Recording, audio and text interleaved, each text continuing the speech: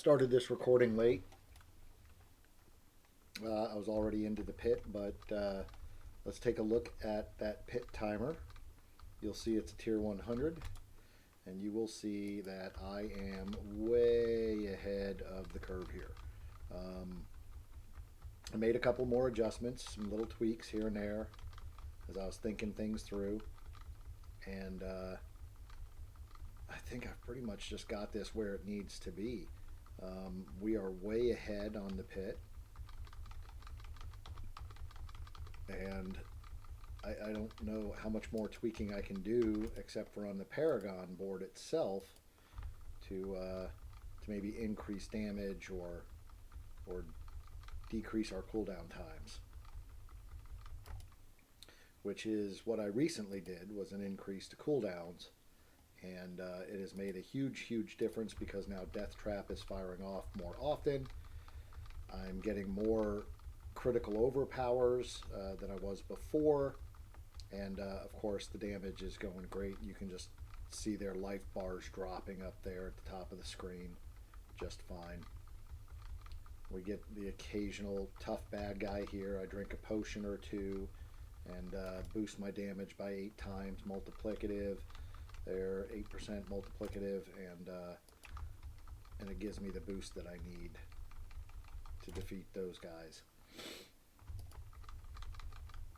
But we're pretty much rushing through this. I think I'm going to be way ahead of the 7-minute mark, which is good. I mean, it'd be great to get it down to, like a 3-minute pit thing for a level 100, but I don't think that's going to happen with a rogue build. At least not this rogue build anyway. But we are definitely way better than we've ever been at this point. And I am just super happy with it. Super happy with this build, the way it's turned out.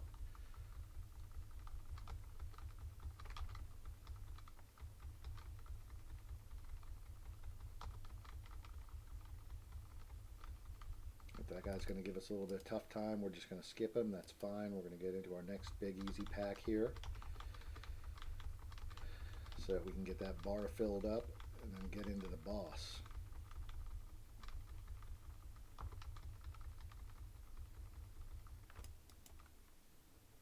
And here we are. We're at the boss with a minute and a half left to go to try to defeat it in 7 minutes. Text message received.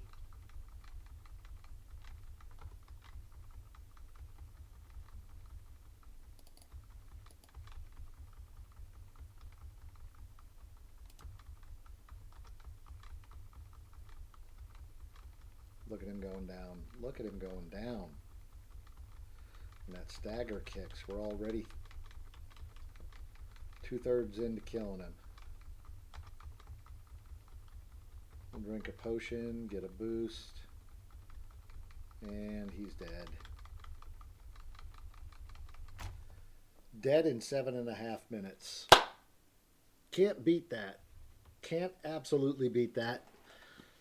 This build just keeps getting better and better and better and better and better, and I'm loving it. I am absolutely loving it.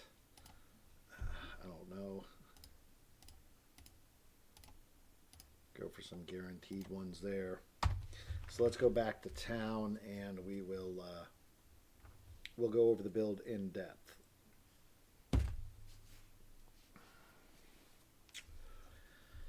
All right, we're going to clear some stuff out here. Text message received. Doesn't look like there's anything there that's going to get us anything. So we'll just crush it. All right.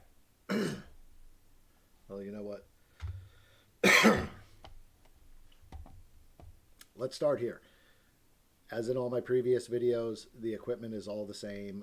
The only major change I made recently for the Overpower side of things was the Banished Lord's Talisman. Swapped that out with the previous amulet that I was wearing, and then of course tapped it out on Masterworking. So the amulet aspect that I was wearing, I brought it down here to one of my one-handed weapons.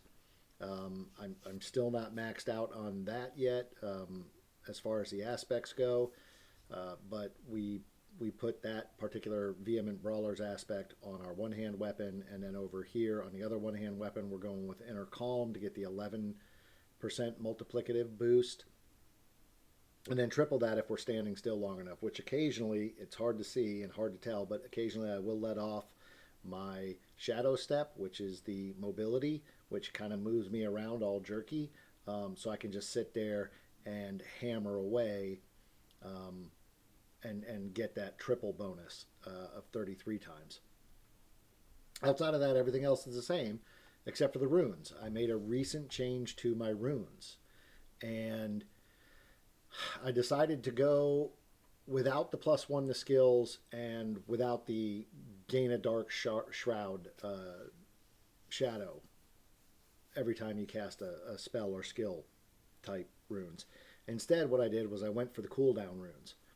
And so we're doing Sir Eom on our helm so that we cast 5 skills and become exhausted for 3 seconds, right? We only have to do that one time, and it will reduce our active cooldowns by 0.3 seconds. If there's any overflow, it's further reduced on the cooldowns. The other cooldown I went with here is Zanzek, because you cast an ultimate skill just one time and reduce your active ultimate skill cooldown by 1.5 seconds. So technically right now my cooldown on my Deathtrap is 9.78 seconds. But with the runes on my weapon, that pretty much becomes an 8-second cooldown, right?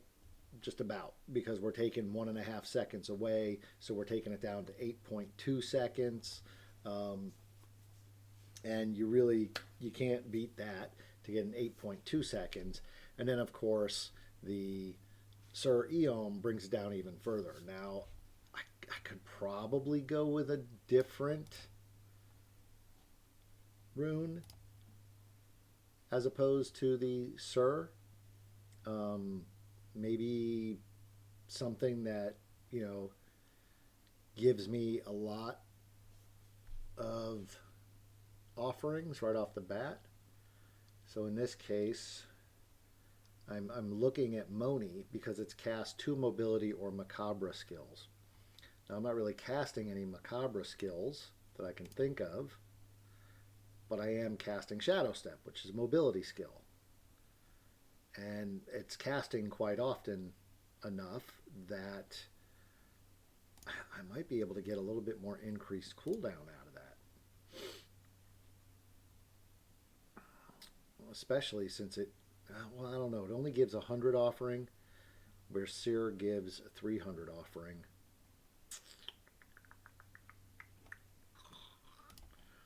So let's see what it says when we put it in. Cast 2 mobility skills or macabre skills one time, and see it only reduces by 0.1 seconds. So we don't want that. We don't want that. We want the overflow, and that's what we're getting with Sir, because it does 300, so it gives us 0.3 seconds. There is one of these that does like 1,000, but I think it's the become injured or crowd controlled, which doesn't really happen that often. So therefore, I don't think that would work, but I'm betting that would probably, yeah, look at that. It would reduce it by 1 second exactly. So that'd be 2.5 seconds taken off the timer, so that would take it down to 7.2 seconds. I'd be curious to see if that works. We'll try it, but in the meantime, we're gonna stick with Sir here. That is the primary that's been working. So we'll stick with that. Okay, so the next thing that we're going to go over is some board changes real quick. In the skills board, so I took everything out of caltrops. I'm not really using caltrops. It wasn't really benefiting me because, again, caltrops being a trap skill, it gets the core tag placed on it, Even though it's technically an agility skill, it becomes a core and a trap skill and a stun grenade skill. And so it kind of steals away from our death trap, which is also a core, a trap, and a stun grenade, right? I'm trying not to steal away from death trap since that is going to be our primary damage, and then that's going to work in conjunction with our core attack, which is barrage. So I don't know. I may stick some points into barrage just for the fun of it, um, to get it to ricochet and stuff, which will increase our critical strike chance, or make enemies vulnerable for every third cast there. So we'll see. But I got rid of everything that was in Caltrops. And where I did put it was I put it into Dark Shroud. So I put 1 point in Dark Shroud and then took it all the way out to the critical strike chance gain. Wasn't really too worried about the life heal. I was more interested in the critical strike chance. So, um, that gives me a 10% critical strike chance increase um, for having at least one active shadow. I wish that was like additive for each active shadow you get, which would give you a 50% additive critical strike chance. That'd be pretty sweet, but um, I figured it was enough. I may not even keep that there. I may take these 2 points out. But I also had some leftover points. And so I, put some into using a healing potion, because if I use a healing potion, it's going to boost me up by 18% multiplicative for 10 seconds. So every now and then I just got to drink a potion and count 10 seconds in my head or watch for the icon to disappear and then drink a potion again. I'll probably keep that tapped out where it is rather than play with it and move anything into barrage, because for the most part, barrage is just there to really kind of trigger sucking down all our energy so that we can cast Death Trap more often. So those were the changes I made just in this last play around that I've been doing. Again, I added 1 point to Dark Shroud and then took it out to its critical strike chance. And then I added some points into like weapon mastery, right, to increase any damage there for like critical strike damage, because I am using a crossbow.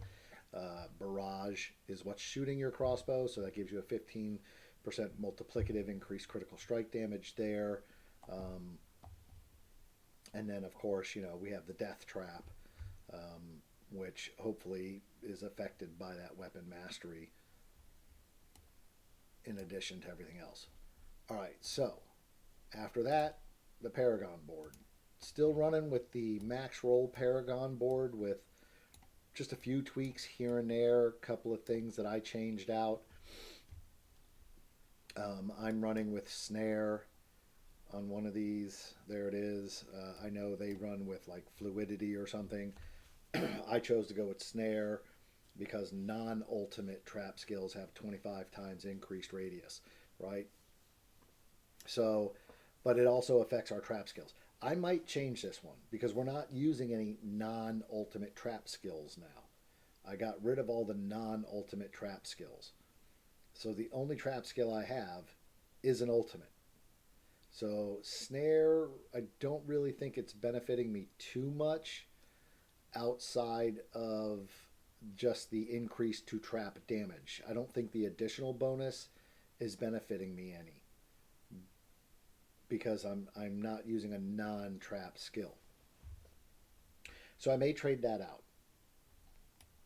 I definitely traded out Devious. Devious was in my last Paragon board. I swapped it for Turf because Turf gives you not only damage reduction as an additional bonus, but you get a 16.7 increased damage to close targets. And I was thinking about that. And then with the legendary bonus, you also get another 12.2 multiplicative increased damage to close enemies. And I was like, I wonder if that comes into play with our close quarters combat. And sure enough, when I came down here and looked, it does. I used to be at 84% bonus overall for current damage increase. And the minute I swapped out Devious for the other one there, I forget its name now, I just brain farting on it, for Turf, and put Turf in its place, that bonus for close quarters jumped from 84% to 125%. Huge boost. Huge boost. That's a no-brainer, right? So we go with Turf definitely on the final board here, and then I just need to get more strength. I can take away from other things. I don't know if I need anything into maximum life here. My life is seeming to do pretty well. And in that case, I can pick up those two strengths there. Right now we're sitting at 146.8 damage to close enemies. Maybe I'll come down and over to pick up this strength here. So that's going to be another 1, 2, 3, which we've easily got 3 more levels that we can go up with. I'm definitely not going to steal from over here unless I take away from maybe attack speed. I don't necessarily need attack speed because I'm not attacking in any way, but I do want to keep that non-physical damage. So I'll keep that attack speed there.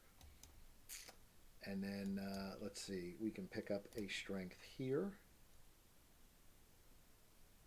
And we can pick up a strength here. Now boosting us to 182% damage to close enemies. And if we go to our skill tree and then see if our close quarters combat went up any more, it did. Look at that. It's up to 144% now. So that's huge. We just went up another 20% on that, right? That's going to be a huge, huge boost. So that's going to be the route that I'm going here, is trying to get all these strengths filled in. And I may have to take away from other boards in order to do that. But I also want to increase my trap damage here on Snare. So, like I said, while I'm not really getting the additional bonus of non-ultimate trap skills have an increased radius, I don't care. I don't need the increased radius for anything. That's not why we're using that. We're using it purely for the damage increase of trap skills. Deathtrap is a trap skill, so therefore the snare glyph increases its damage, right? And that's all we care about, is increasing its damage. As you can see, we've got a 240.2% trap damage increase and an 18% multiplicative trap damage increase. So I'll take that. I'll take that and I'll run with it. And so those are the changes that I've recently made. You saw me just recently play through a Pit 100 at the beginning of this video, and I basically just kind of crushed it. Crushed it with 7.5 minutes remaining. I'm pretty sure if I run another one, it's going to go much, much better. And I'm going to test that out now, but I just won't be able to show it to you in this video because I wanted to keep this video short. I'm thinking about doing a D4 planner for this build. If anybody's interested in a D4 planner for it, let me know, and then I'll get to work on that and post it so that you have something to follow along with. But otherwise, I'm probably not going to put any time into the D4 planner unless anybody really, really, really wants to see it. All right, till the next video. Later.